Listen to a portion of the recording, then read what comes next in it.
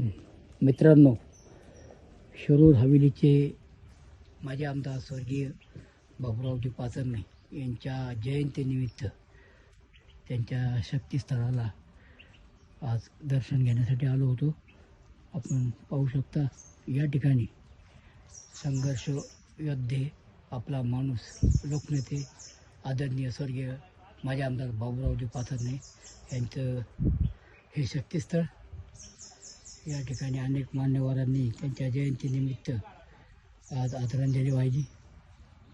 आपण पाहू शकता या ठिकाणी या शक्तीस्थळाला अनेक नागरिकांनी जयंतीनिमित्त त्यांचे दर्शन घेतले.